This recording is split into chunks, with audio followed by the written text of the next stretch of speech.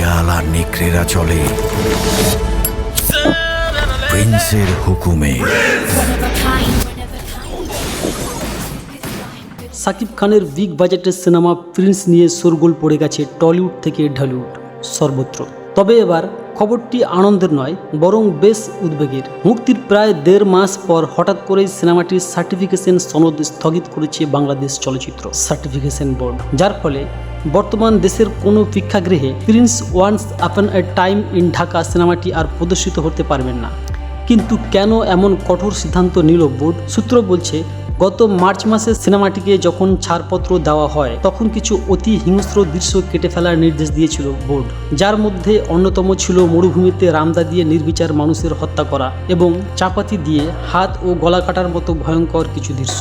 প্রযোজক সেই দৃশ্যগুলোকে বাদ দেওয়ার অঙ্গীকার করলেও শেষ পর্যন্ত তিনি কথা রাখেননি এবং সেই নিষিদ্ধ করা দৃশ্যগুলো নিয়েই সিনেমাটি হলে মুক্তি দেওয়া হয়। বিষয়টি নজরে আসার পর সার্টিফিকেশন বোর্ড দেশের বিভিন্ন সিনেমা হলে গোপন নজরদারি চালায়।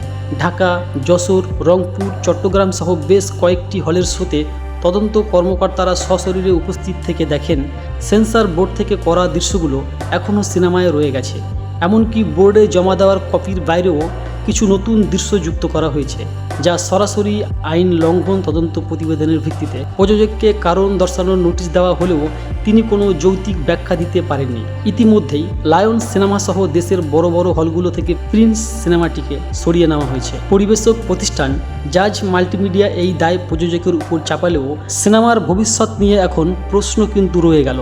সাকিব ভক্তদের জন্য এটি একটি বড় ধাক্কা, কারণ প্রিয় নায়কের সিনেমাটি আইন ও সেন্সর জটিলতায় আটকে পড়ে গেল। সুপ্রিয় বন্ধুরা, সাকিব খানের এই সিনেমাটি নিয়ে আপনাদের মতামত কি?